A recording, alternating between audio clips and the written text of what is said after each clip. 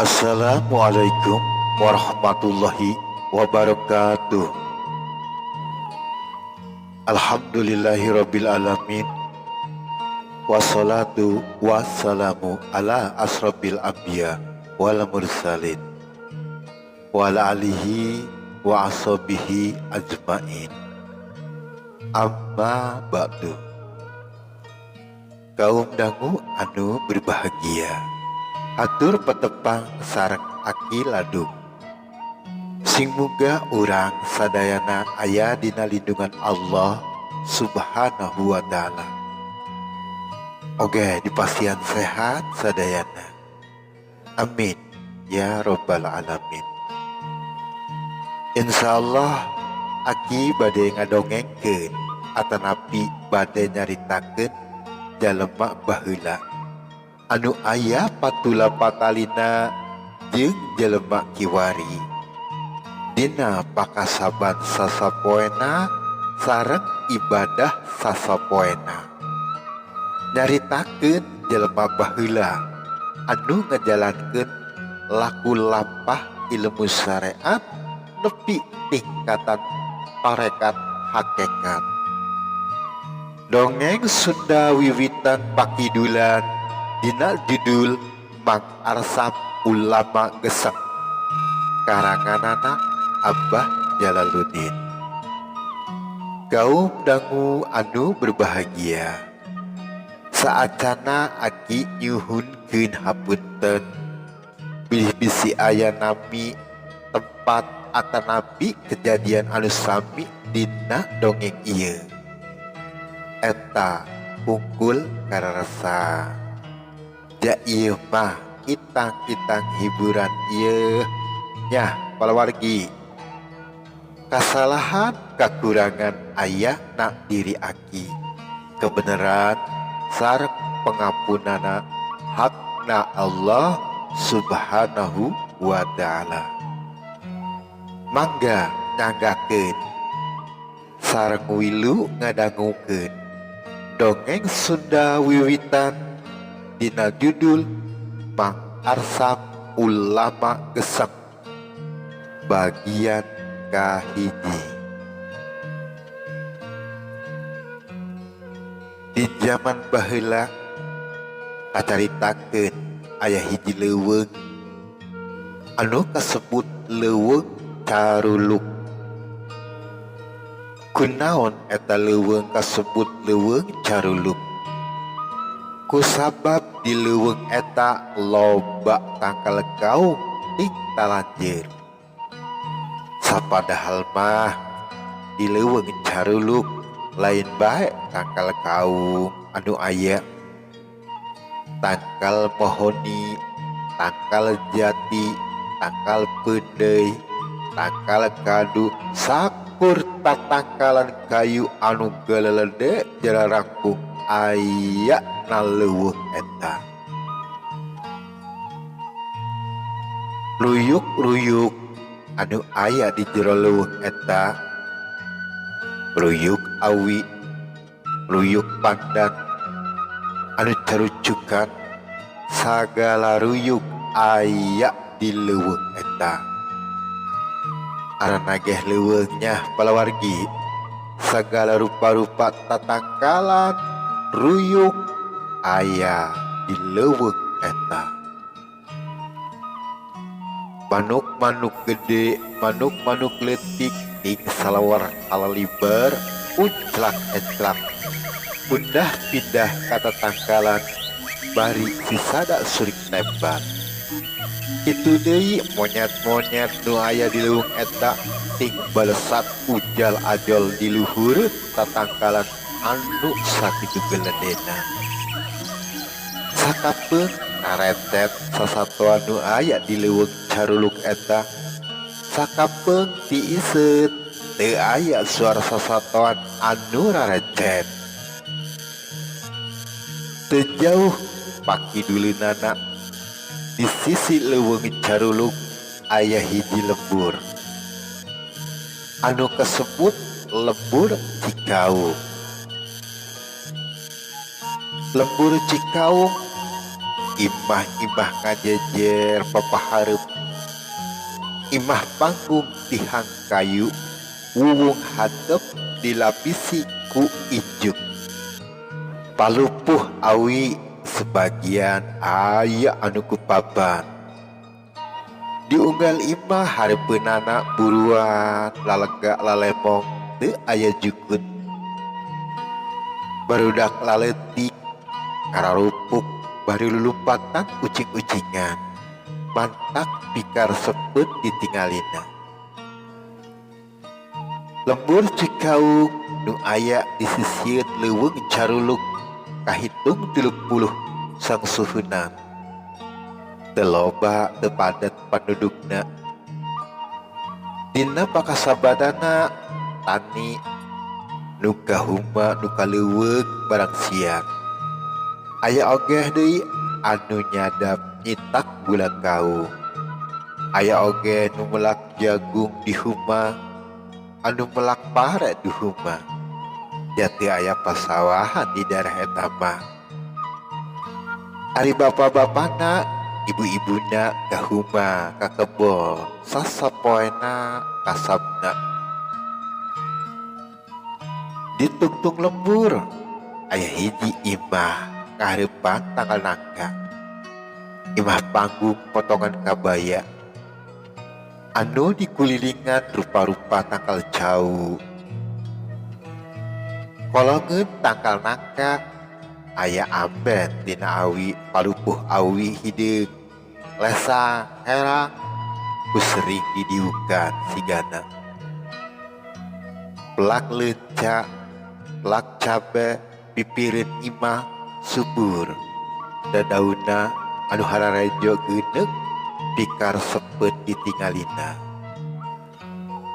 Anu boga imah eta hiji lalaki, awak koneng, kumis ipis buuk galing. Lalaki eta diperkirakeun umurna 35 tahunan. Arana Arsam, anu sok digerokeun ku budak-budak lembur Mang Arsam.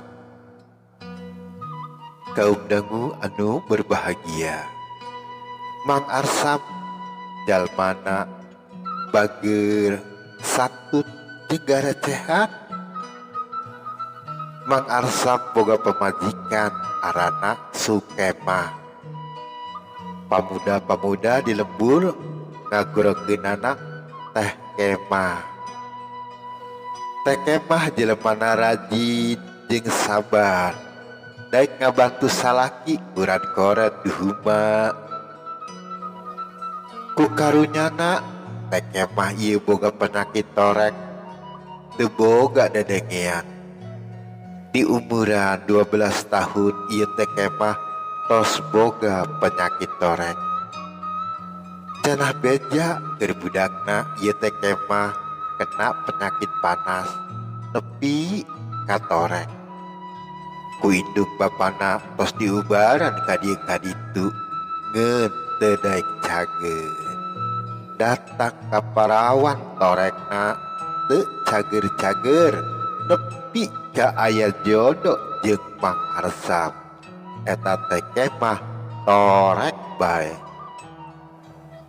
Tapi kilang kitu eta Teh Kemah sabar sanajan celina torek amblok. Tilok marah, tilok kasinggung ku salakina. Kitu deui Mang Arsam sanajan boga pamajikan torek, delok butak bentak sutak sentak ka pamajikan, sopan tutur omangna, ulas asih cinta deudeuh kata Kemah istrina. Mang Arsam rumah tangga sareng Teh Kemah parantos 4 tahun palawargi, tapi ti acan boga anak. Sapadahal Mang Arsam jeung Teh Kemah geus hayang jasa boga momongan. Ngeun Gusti Allah acan ngabulkeun pamenta kadua suami istri ieu. Ari pakasaban Mang Arsam sasapoena nyadap kaum nyin gula batok. Sore indit nyadap mawa kantung awi. Neangan tangkal kaum nubuah carulukna ngora. Ditilas manggaranana tuluy tuakna ditandean ku kantung awina. Isukna diteang deui. Itu unggal poena pakasaban Mang Arsam. Sanggeus kitu tuakna dijieun gula aren, gula kaung. Rasana amis, pulen saha anu teterangeun atuh ka gula kaung. Para wargi ge nyahoeun nya ka gula kaung. Panon poe teres surup belahin barat. Angin ngahaliwir karasa tiis ka awak. Tandaning bakal datang wancih magrib. Anu ti huma, anu ti kebon baralik ka imahna masing-masing. Barudak leutik hararatoh mapak indung bapana bari lulupatan. Aya anu ceurik, aya anu saseurian. Arana ge budak leutik pigar geteut piresepe nya palawargi. Ari Mang Arsam jeung Teh Kemah karak nepi ka buruan imahna. Mang Arsam balik manggul suluh garing sabeukeuteun. Ari Teh Kemah walalabeun jeung leuca di jero talokna. Mang Arsam ngabebeutkeun suluhna di buruan hareupeun imahna. Gek iuk nyamben kolongkeun tangkal nangka. Ari Teh Kemah langsung abus ke jero imah. Kemah, bawakeun cai nginum ka dieu. Akang aus da saya. Teu lila tarojol Teh Kemah kaluar. Mawa gayung jeung samping. Geura ka cai geus burit Kang. Tong kobel teuing ngasona. Tareh poek ieu. Cak Teh Kemah bari dek ka jero imah deui. Samemeh Teh Kemah rek ka jero imah deui, Mang Arsam narik leungeunna. Kemah, denge, akang mentah cai nginum. Geura akang aus. Cek Mang Arsam bari ngusap-ngusap ti korona mere isarah ka pamajikanana. Ai, akang hayang nginum kitu? Ngomong atuh. Tembal Teh Kemah. Pan tadi engkang ngomong, engkang hayang nginum. Cek Mang Arsam deui. Bari bibirna dideukeutkeun kana liang ceuli pamajikanana. Teh Kemah asup deui ke jero imah. Teu lila tarojol deui kaluar mawa cai nginum na muk. Tuluy disodorkeun ka salakina. Ieu Kang cai. Geus geura ka cai bisi kapoekan. Geus mandi mah pan raraoseun. Cek Teh Kemah bari abus deui ka jero imah. Wancih burit. Suara-suara tongaret suling patembalan diburiut imah Mang Arsam. Dibarengan usi sada simet cangkas anu nyekrek digariegeun ka ceudi. Manuk-manuk pareting tos teu aya sawara. Ngeun sakapeung si sada manuk buok nu suarana pundah pindah ka dengenan. Tandaning tos datang wancih poe. Jangkrik-jangkrik tos si sada seuring tembal jeung nu lain. Satos kota putih karayap kaluar nyiaran maksa anu dihangga. Cocodot kalilawar kalong ting kaleper nyiaran kadaharan. Angin peuting ngahaliwir nempagan dadaunan. Babuahan aya anu digarapluk maruran katebak ku angin, aya deui sumuran ku cacodot. Itu kaya anu wantih putih di lembur Cikaung. Kitu deui di emah Mang Arsam, tos poe kalepap jepri diiseut. Putih terus ngarayap, nepi datang tanpa pagi subuh. Kotok jago geus disada seuring tembal, pat tembalan. Katanda wanti isuk datang. Riem-riem beungeut teh emah pamajikan Mang Arsam hudang di got sarena. Bari kuliat lempang ka dapur, ngahurungkeun seuneu dina hau. Bari siduru teh emah naheureuh cai. Ari kasampak Mang Arsam marongkol keneh di gon heesna. Jakitunya palawargi ari lalaki mah moal waka hudang lamun kejo can asap. Wanti isuk lembur Cikaung rame deui. Kolot budak geus hararudang.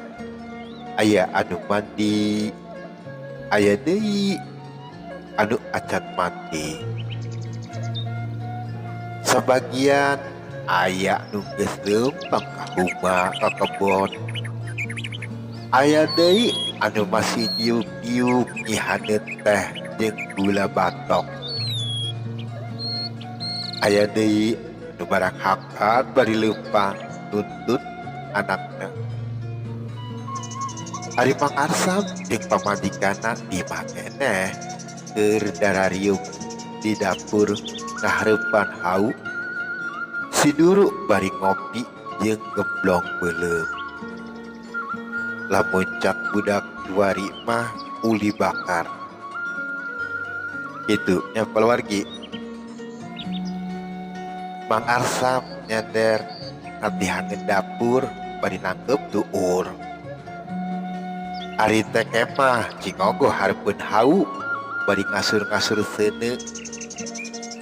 Haseup nyebar di dapur dibarengan ku seungitna gemblong anu keur digarang. Kemah poe ieu Kang moal ka humah heula. Beja abah maneh teu ka dieu poe ieu. Kang teh kemah hudang dina cingogona diuk ngadeuketan Mang Arsam. Kang poe ieu Kang ulah mangkat heula ka humanya. Abah deuk ulin ka dieu. Cenah aya perlu Kang. Pan Kang ngomong gitu tadi, cek Mang Arsam bari ngagedekeun awakna. Ih, Kang marah ka kemah. Tebal teh kemah bari cemberut. Henteu marah, ngan greget cek Mang Arsam bari ngageserkeun diukna ngadeuketan pamajikanana. Cing ka dieu ciri maneh deuketkeun ka bibir Kang. Engkang teu marah geulis. Engkang nyaho poe ieu bakal aya abah ka imah urang. Jadi poe ieu Kang moal indit ka huma. Kadenge cek Mang Arsam bari noel gado pamajikanana. Ih, tebal teh kemah semu ogong. Mata poe geus mancorot beulah timur. Ibun-ibun geus areuweuh ucaagna mata poe. Manuk-manuk rame sisada ditangkal buah pipireun imah Mang Arsam.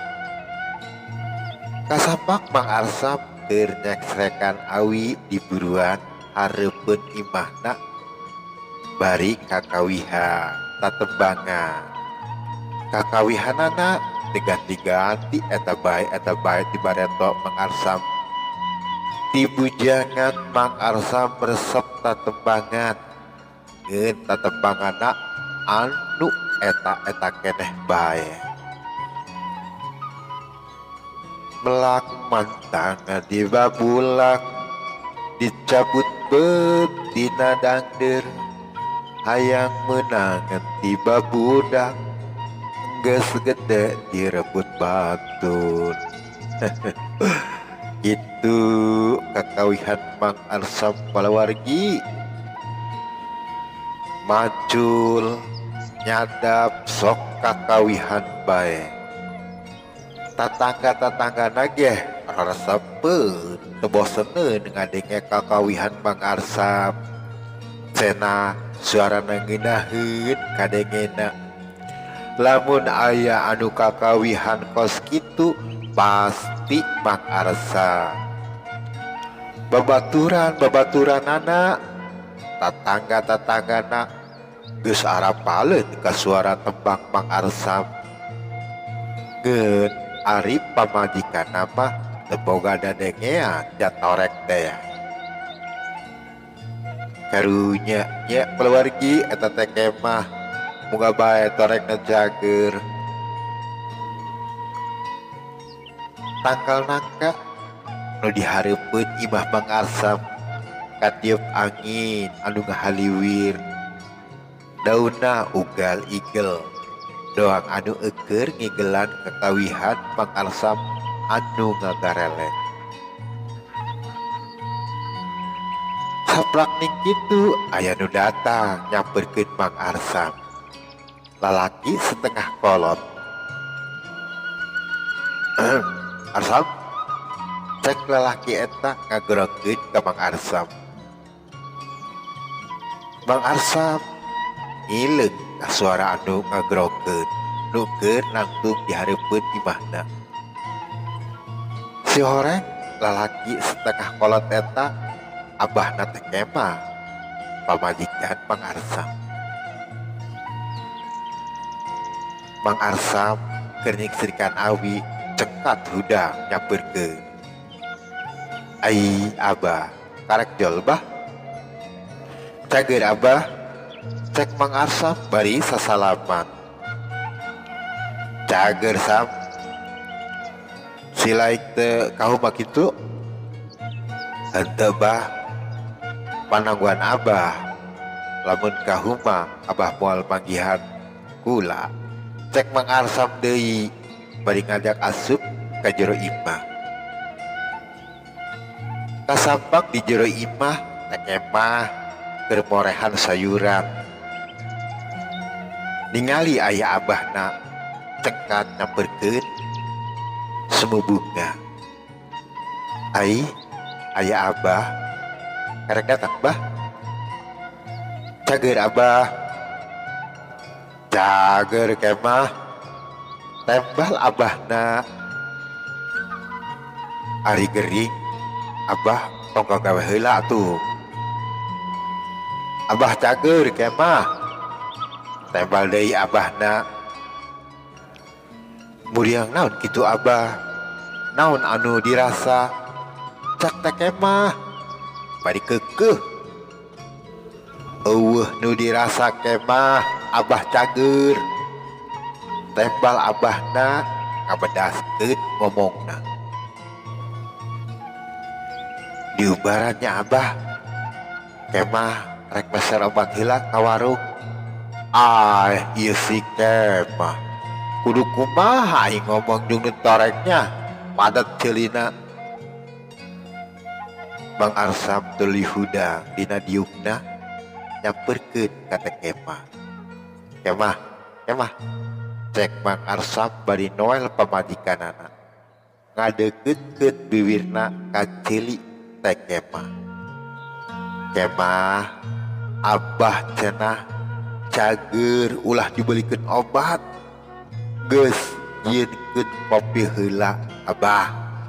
Cek Mang Arsam ku sabar ka pamajikanana ngajelaskeun.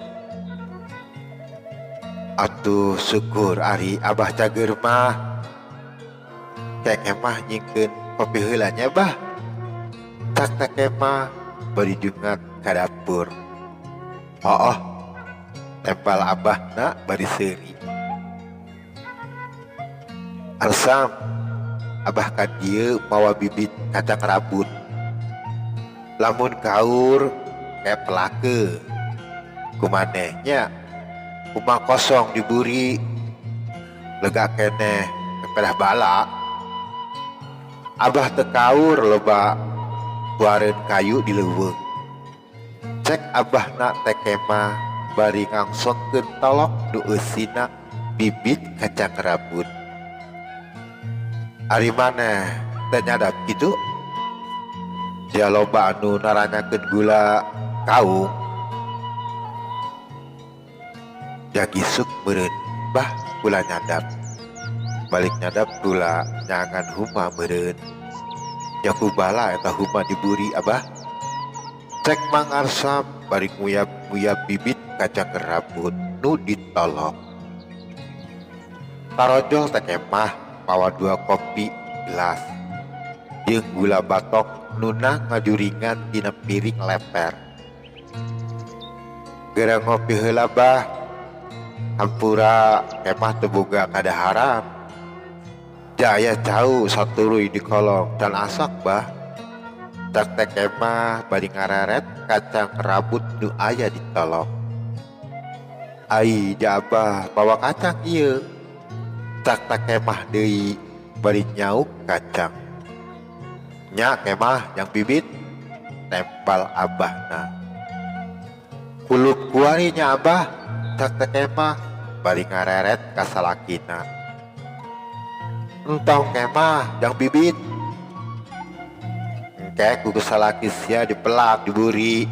Cek abahna bari nyurudut cai kopi dibarengan ngahuapkeun gula kaung. Deuh kacida nikmatna nyah palawargi ngopi pait bari ngagugut gula kaung. Sigana di urang mah geus teu aya meureunnya palawargi ngopi bari ngagugut gula kaung. Wancih tengah poe abahna Teh Kemah beres ngopi, beres ubral obrol jeung Mang Arsam. Tuluy pamit balik. Kemah Arsam abah balik heula lah.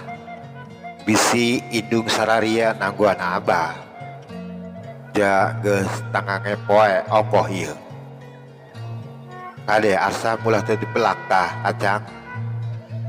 Cek abahna Teh Kemah bari indit nyangking gula kaung. Sanggeus abah Teh Kemah indit balik, Mang Arsam nyokot pacul deuk ngoret nyaangan huma anu diburi imahna. Kemah, Kemah, engkang ngarek ngoret heula di huma. Ampihan tah bibit kacang besi ku kotok. Cek Mang Arsam bari leumpang ka buri imahna. Kang, dareulan. Can hayang tembal Mang Arsam ngaleos idit bari tatembangan. Melak mantang di babulak dicabut betina dangder. Hayang menangan di babudak geus gede direbut batur. Gitu eta Mang Arsam parawargi teu bosen-bosenna laguna eta bae nya. Di huma Mang Arsam ngoret jukut nu sakitu balana. Bari nilasan tangkal areuy anu ngarambat kata tangkalan nu lain. Mata poe nyaleket panas teu dirasa ku Mang Arsam. Ya ku geus biasa Mang Arsam papanasan. Wancih geus rada tiis poe.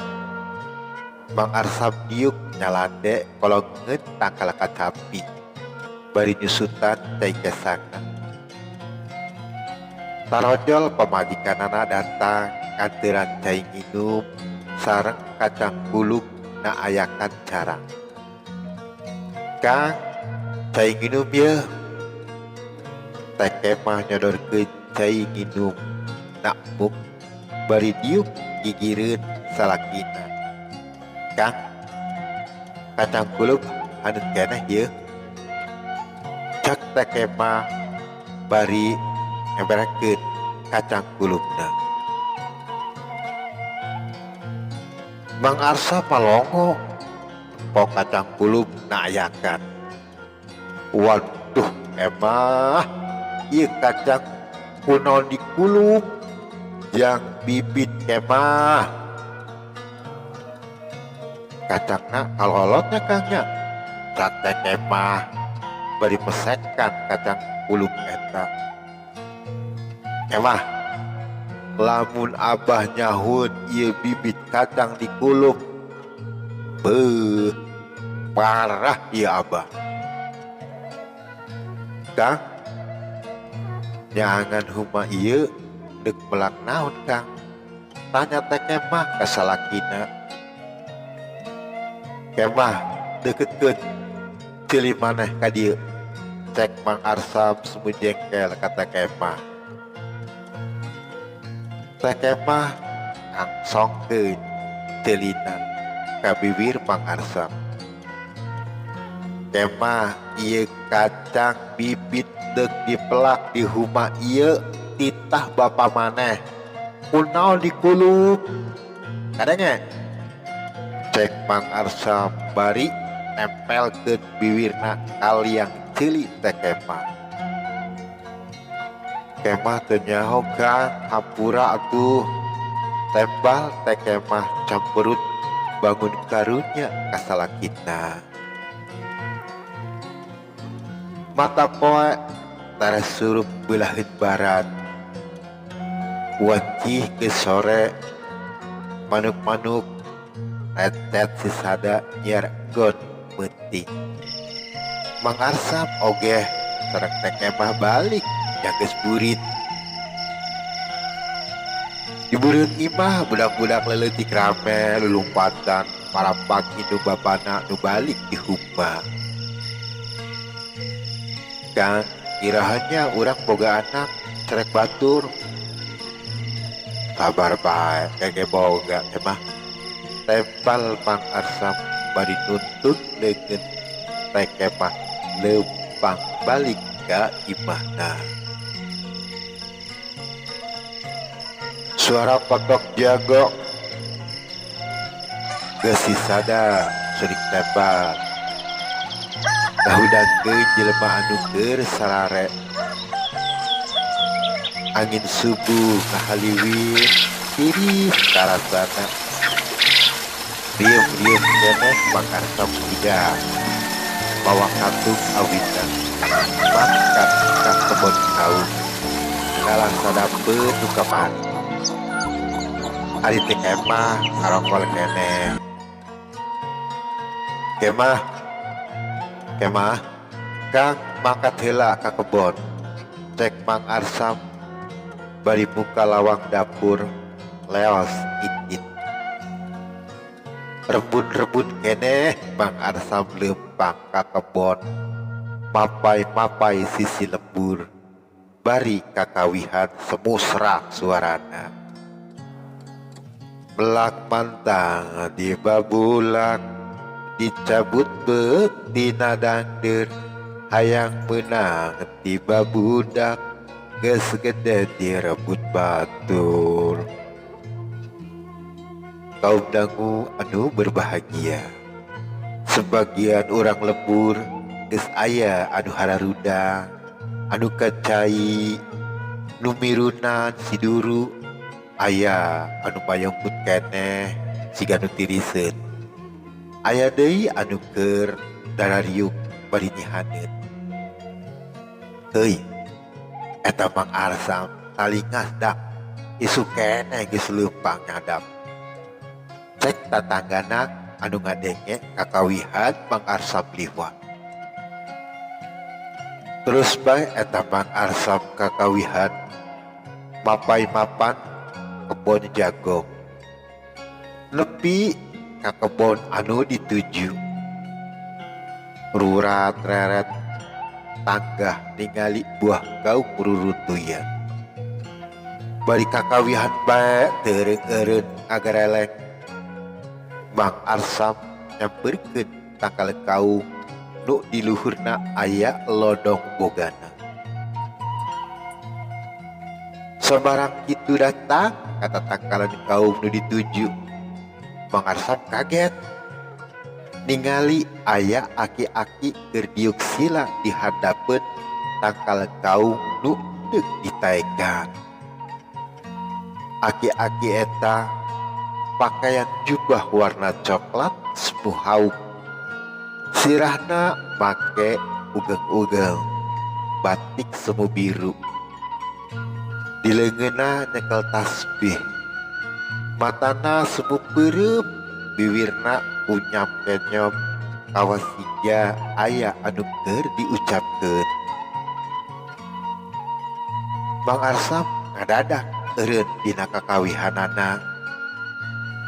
Pikirna, saha eta aki-aki isuk-isuk diuk di beuti kaung. Keur modal kitu, pikir Mang Arsam. Bari leumpang lalahunan kadeuketan aki-aki nu keur di handapeun tangkal kaum eta.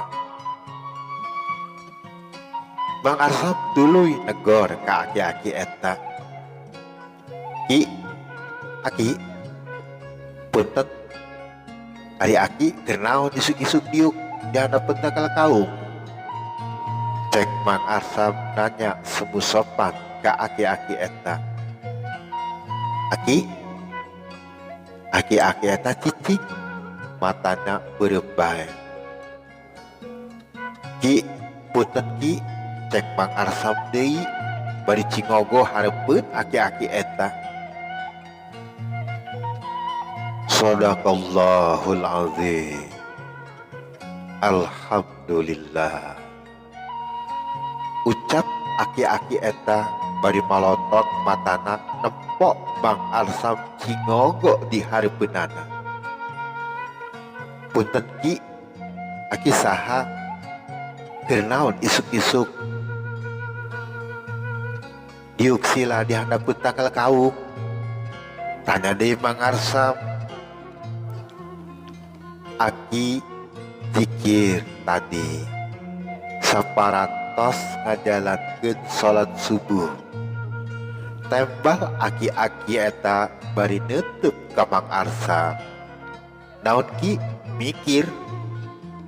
Lain mikir, zikir, tegas aki-aki eta ka Mang Arsam. Punten ki, kula teu paham ucapan aki. Naon zikir? Zikir nyaeta penjernihan hate jeung pikiran ka Gusti Allah. Salat ngadeukeutkeun diri urang ka Gusti Allah sakan sieun urang ngalakukeun kasalahan. Kaum dangu anu berbahagia, ucapan aki-aki eta anu nilaina iman. Tetep Mang Arsam teu paham teu kaharti. Sabab Mang Arsam dilaleutik nepi ka rumah tangga teu nyaho kana agama. Lain Mang Arsam bae sakabeh jelema nu aya di lembur Cikaung eta teu paham kana agama jeung teu boga agama. Nu dipahami ku jelema-jelema di lembur Cikaung cenah lamun teu tani pamali, artina cenah moal barang hakam, moal hirup. Anu disembahna urang Cikaung nyaeta kuriang. Artina kuriang alam anu boga kakuatan. Itu cek paham urang-urang lembur Cikau.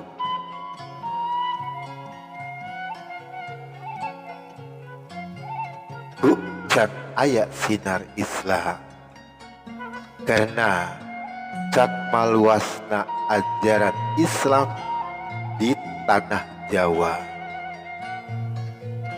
Kaum dangu anu berbahagia, rupina cekap sakieu heula dongeng Sunda wiwitan. Insyaallah kita aki teraskeun deui kelanjutanana dina judul anu sami pangarsam ulama gesang. Antosan bagian kedua. Hampura dina segala kakirangan sareng kalepetanana nyuhunkeun di hampura. Wassalamualaikum warahmatullahi wabarakatuh. Pamios.